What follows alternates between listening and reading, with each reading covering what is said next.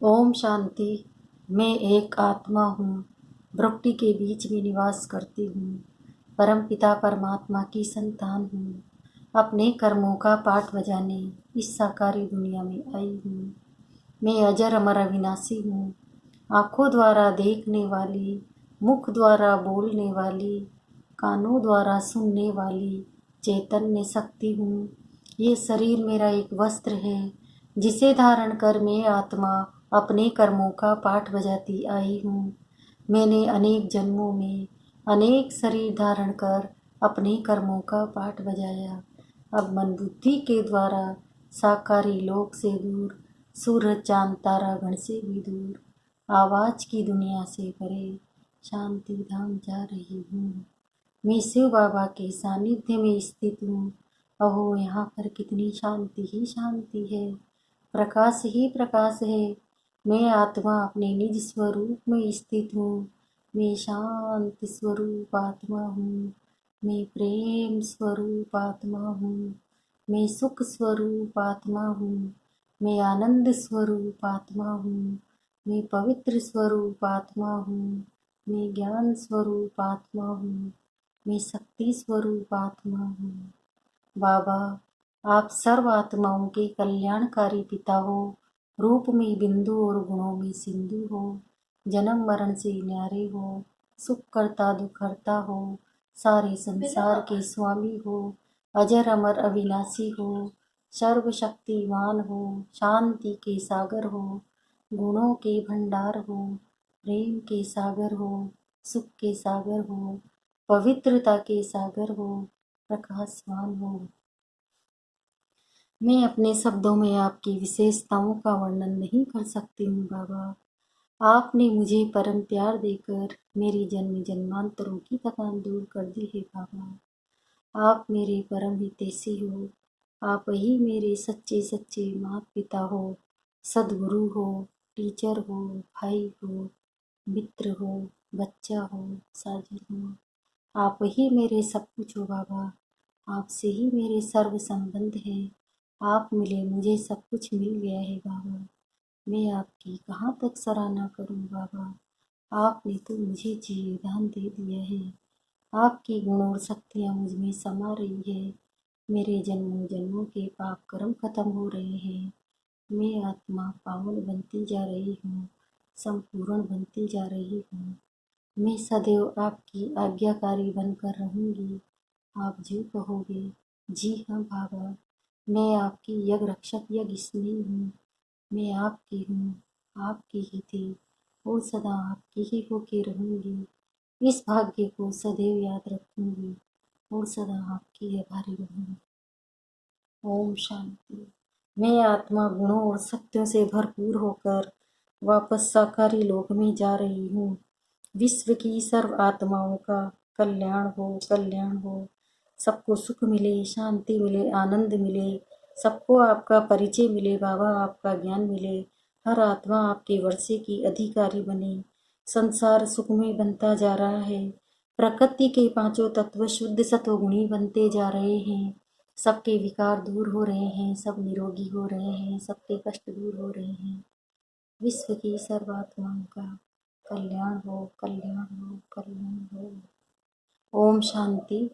30 जून 2020 की मुरली है। बाबा ने कहा, मीठे बच्चे, तुम अभी पुजारी से पूज्य बन रहे हो। पूज्य बाप आए ही तुम्हें आप समान पूज्य बनाने। प्रश्न है, तुम बच्चों के अंदर कौन सा दृढ़ विश्वास है? उत्तर है, तुम्हारे दृढ़ विश्वास है कि हम जीते जी बाप से पूरा वर्षा लेकर ही छोड़ेंगे। बाबा की याद में ये पुराना शरीर छोड़ बाप के साथ जाएंगे।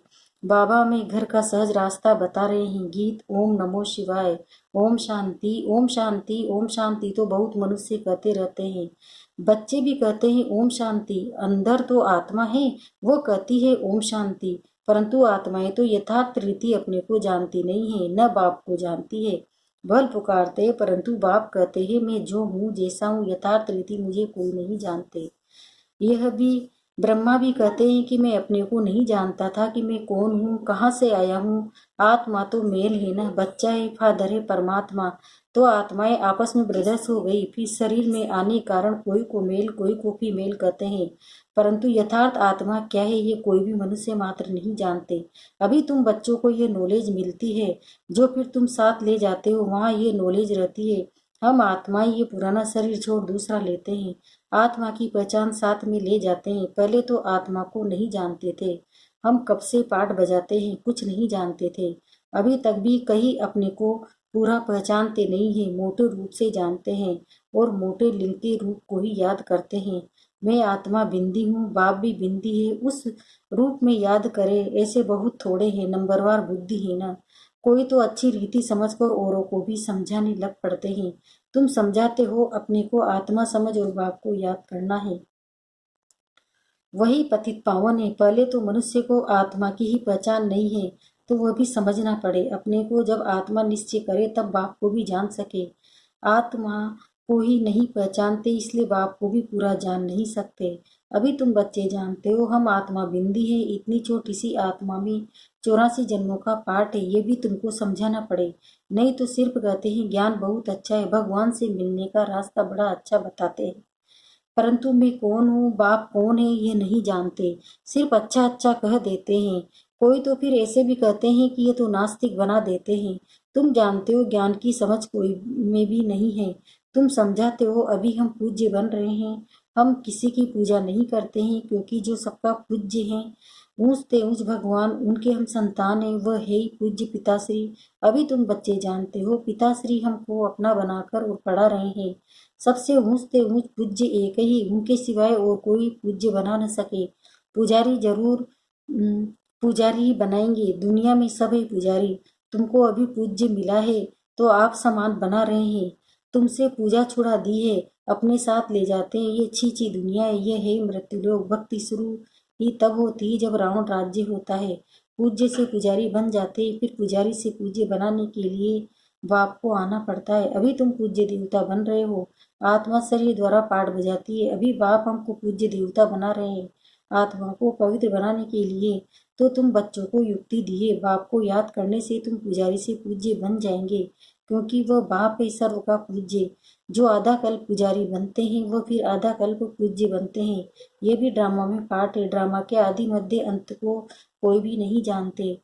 अभी बाप द्वारा तुम बच्चे जानते हो और दूसरे को भी समझाते हो। पहली पहली मुख्य बात यह है समझानी, अपने को आत्मा बिंदी समझो। आत्मा का बाप वह निराकार है, वो नॉलेजफुल ही आकर पढ़ाते हैं। सृष्टि के आदि मध्य अंत का राज समझाते हैं। बाप आते हैं एक बार, उनको जानना भी एक बार होता है, आते भी एक ही बार संगम युग पर है। पुरानी पति दुनिया को आकर पावन बनाते हैं। अभी बाप ड्रामा प्लान अनुसार आए हैं, कोई नई बात नहीं है। कल्प कल्प ऐसे ही आता हूँ, एक सेकंड भी आगे पीछे नहीं हो सकता। तुम बच्चों के दिल में जसता है कि बरोबर बाबा हम आत्माओं को सच्चा ज्ञान दे रहे हैं। फिर कल्प बाद भी बाप को आना पड़ेगा। बाप द्वारा जो इस समय जाना है वो फिर कल्प बाद जानेंगे। ये भी जानते हैं अब पुरानी दुनिया का विनाश होगा, फिर हम सतयुग में आकर अपना नया पाठ बजाएंगे, सतयुगी स्वर्गवासी बनेंगे। ये तो बुद्धि में याद है ना, याद रहने से खुशी भी रहती है। स्टूडेंट लाइफ है ना, हम स्वर्गवासी बनने के लिए पढ़ रहे हैं। ये खुशी स्थायी रहनी चाहिए जब तक स्टडी पूरी हो। बाप समझाते रहते हैं कि स्टडी पूरी तब होगी जब विनाश के लिए सामग्री तैयार होगी। फिर तुम समझ जाएंगे, आग जरूर लगेगी। तैयारियां तो होती रहती है, एक दो में कितना गर्म होते रहते हैं। चारों तरफ भिन्न भिन्न प्रकार की सेनाएं हैं, सब लड़ने के लिए तैयार होते रहते हैं। कोई न कोई अटक ऐसी डालते हैं जो लड़ाई जरूर लगे। कल पहले मुआफिक विनाश तो होना ही है। तुम बच्चे देखेंगे, आगे भी बच्चों ने देखा, एक चिंगारी से कितनी लड़ाई लगी थी। एक दो को डराते रहते हैं कि ऐसा करो नहीं तो हमें ये बॉम्ब हाथ में उठाने पड़ेंगे। बहुत सामने आ जाता है तो फिर बनाने के सिवाय रह नहीं सकते। आगे भी लड़ाई लगी थी तो बॉम्ब से लगा दिए, भव्य भी थी ना। अभी तो हजारों बॉम्ब है। तुम बच्चों को ये जरूर समझाना है कि अभी बाप आया हुआ है सबको वापस ले जाने। सब पुकार रहे हैं ही पतित पावन आओ, इस चीची दुनिया से हमको पावन दुनिया में ले चलो। तुम बच्चे जानते हो पावन दुनियाएं हैं दो, मुक्ति और जीवन मुक्ति। सबकी आत्माएं पवित्र बन मुक्ति धाम चली जाएगी, ये दुख धाम विनाश हो जाएगा जिसको मृत्युलोक कहा जाता है। पहले अमरलोक था, फिर चक्र लगाए अब मृत्युलोक में आए हो। फिर अमरलोक की स्थापना होती है, वहाँ अकाली मृत्यु होती नहीं, इसलिए उनको अमरलोक कहा जाता है। शास्त्रों में भी भल अक्षर है, परंतु यथार्थ रीति कोई भी समझते नहीं है। ये भी तुम जानते हो अब बाबा आया हुआ है, मृत्यु रोग का विनाश जरूर होना है, ये 100% सर्टेन है। बाप समझा रहे हैं, अपनी आत्मा को योग बल से पवित्र बनाओ, मुझे याद करो तो विकर्म विनाश हो जाएंगे। परंतु ये भी बच्चे याद नहीं कर सकते हैं। बाप से वर्षा अथवा रजाई लेने में मेहनत तो चाहिए ना। जितना हो सके याद में रहना है, अपने को देखना है कितना समय हम याद में रहते हैं और कितनों को याद दिलाते हैं। मन बनाओ, इसको मंत्र भी नहीं कहा जाए। ये है बाप की याद। देह अभिमान को छोड़ देना है। तुम आत्मा हो, ये तुम्हारा रथ है, इससे तुम कितना काम करते हो। सत्युग में तुम देवी देवता बन कैसे राज्य करते हो, फिर तुम यही अनुभव पाएंगे। उस समय तो प्रैक्टिकल में आत्माभिमानी रहते हो। आत्मा कहेगी हमारा ये शरीर बूढ़ा हुआ है, ये छोड़ नया लेंगे। दुख की बात ही नहीं, यहाँ तो शरीर न छूटे उसके लिए भी कितनी डॉक्टर की दवाइयाँ आदि की मेहनत करते हैं। तुम बच्चों को बीमारी आदि में भी पुराने शरीर से कभी तंग नहीं होना है, क्योंकि तुम समझते हो इस शरीर में ही जी करके बाप से वर्षा पाना है। शिव बाबा की याद से ही पवित्र बन जाएंगे, ये है मेहनत। परंतु पहले तो आत्मा को जानना पड़े। मुख्य तुम्हारी है याद की यात्रा। याद में रहते रहते फिर ये चले जाएंगे मूल वतन। यहाँ से हम निवासी, जहाँ के हम निवासी है वही हमारा शांति धाम है। शांति धाम सुख धाम को तुम ही जानते हो और याद करते हो, और कोई नहीं जानते। जिन्होंने कल पहले बाप से वर्षा लिया है वही लेंगे। मुख्य याद की यात्रा। भक्ति मार्ग की यात्राएं अब खत्म होनी है। भक्ति मार्ग ही खलास हो जाएगा। भक्ति मार्ग ही क्या, जब ज्ञान हो तब समझे। समझते हैं भक्ति से भगवान मिलेंगे, भक्ति का फल क्या देंगे कुछ भी पता नहीं है। तुम बच्चे अब समझते हो, बाप बच्चों को जरूर स्वर्ग की बादशाही का ही वर्षा देंगे। सबको वर्षा दिया था, यथा राजा रानी तथा प्रजा सब स्वर्गवासी थे। बाप कहते हैं 5000 वर्ष पहले भी तुमको स्वर्गवासी बनाया था, अब फिर तुमको बनाता हूँ। फिर तुम ऐसे 84 जन्म लेंगे, ये बुद्धि में याद रहना चाहिए, भूलना नहीं चाहिए। जो नॉलेज सृष्टि के आदि मध्य अंत की बाप के पास है वो बच्चों की बुद्धि में टपकती है। हम कैसे 84 जन्म लेते हैं, अभी फिर बाबा से वर्षा लेते हैं। अनेक बार बाप से वर्षा लिया है। बाप कहते हैं जैसे लिया था फिर लो। बाप को तो सबको पढ़ाते रहते ही देवगुण धारण करने के लिए भी सावधानी मिलती रहती है। अपनी जांच करने के लिए साक्षी हो देखना चाहिए कि कहाँ तक हम पुरुषार्थ करते हैं। कोई समझते हैं हम बहुत अच्छा पुरुषार्थ कर रहे हैं। प्रदर्शनी आदि का प्रबंध करता रहता हूँ ताकि सबको मालूम पड़ जाए कि भगवान आया हुआ है। मनुष्य बेचारे घोर नींद में सोए हुए हैं, ज्ञान का किसी को पता ही नहीं है, तो जरूर भक्ति का ही ऊंच समझेंगे ना। आगे तुम्हारे में भी कोई ज्ञान था क्या? अभी तुमको मालूम पड़ा है ज्ञान का सागर बाप ही है, वही भक्ति का फल देते हैं। जिसने जास्ती भक्ति की है उनको जास्ती फल मिलेगा, वही अच्छी रीति बढ़ते हैं। ऊंच पद पाने के लिए ये कितनी मीठी मीठी बातें हैं। बुढ़िया आदि के लिए भी बहुत सहज कर समझाते हैं। अपने को आत्मा समझ, बाप को याद करो। ऊंच से ऊंच भगवान शिव शिव परमात्मा ही नमः कहा जाता है। वह कहते हैं मामिकम याद करो तो तुम्हारे विकर्म विनाश हो, बस और कोई तकलीफ नहीं देते हैं। आगे चल शिव बाबा को भी याद करने लग पड़ेंगे। वर्षा तो लेना ही है, जीते जी बाप से वर्षा लेकर ही छोड़ेंगे। शिव बाबा की याद में शरीर छोड़ देते हैं तो वह भी संस्कार ले जाते हैं। स्वर्ग में जरूर आएंगे। जितना योग उतना फल मिलेगा। मूल बात है चलते चलते जितना हो सके याद में रहना है। अपने सिर से बोझा उतारना है, फिर याद चाहिए। और कोई तकलीफ बाप नहीं देते हैं, जानते हैं आधा कल्प से बच्चों ने तकलीफ देखी है, इसलिए अभी आया हूँ तुमको सहज रास्ता बताने, वर्षा लेने का। बाप को सिर्फ याद करो। बल याद तो आगे भी करते थे परंतु कोई ज्ञान नहीं था। अभी बाप ने ज्ञान दिया है कि इस रीति मुझे याद करने से तुम्हारे विकर्म विनाश होंगे। बल शिव की भक्ति तो दुनिया में बहुत करते हैं, बहुत याद करते हैं, परंतु पहचान नहीं है। इस समय बहुत बाप खुद ही आकर पहचान देते हैं कि मुझे याद करो। अभी तुम समझते हो, हम अच्छी रीति जानते हैं। तुम कहेंगे हम जाते हैं बाप दादा के पास। बाप ने भागीरथ लिया है, भागीरथ भी मशहूर है। इन द्वारा बेट ज्ञान सुनाते हैं। ये भी ड्रामा में पार्ट है। कल्प कल्प इस भाग्यशाली रथ पर आते हैं। तुम जानते हो कि वही है जिसको श्याम सुंदर कहते हैं, ये भी तुम समझते हो। मनुष्य ने फिर अर्जुन नाम रख दिया है। अभी बाप यथार्थ समझाते हैं। ब्रह्मा सो विष्णु, विष्णु सो ब्रह्मा कैसे बनते हैं। बच्चों में भी अभी समझ है कि हम ब्रह्मा पुरी के ही फिर विष्णुपुरी के बनेंगे। विष्णुपुरी से ब्रह्मापुरी में आने में 84 जन्म लगते हैं। ये भी अनेक बार समझाया है। जो तुम फिर से सुनते हो, आत्मा को अब बाप कहते हैं। सिर्फ मामिकम याद करो तो तुम्हारे विकर्म विनाश होंगे, इसलिए तुमको खुशी भी होती है। यह एक अंतिम जन्म, पवित्र बनने से हम पवित्र दुनिया के मालिक बनेंगे, तो क्यों न पवित्र बने। हम एक बाप के बच्चे ब्रह्मा कुमार कुमारी, फिर भी हम जिस्मानी वृत्ति बदलने में टाइम लगता है। धीरे धीरे पिछाड़ी में कर्मातीत अवस्था होनी है। इस समय किसी की कर्मातीत अवस्था होना असंभव है।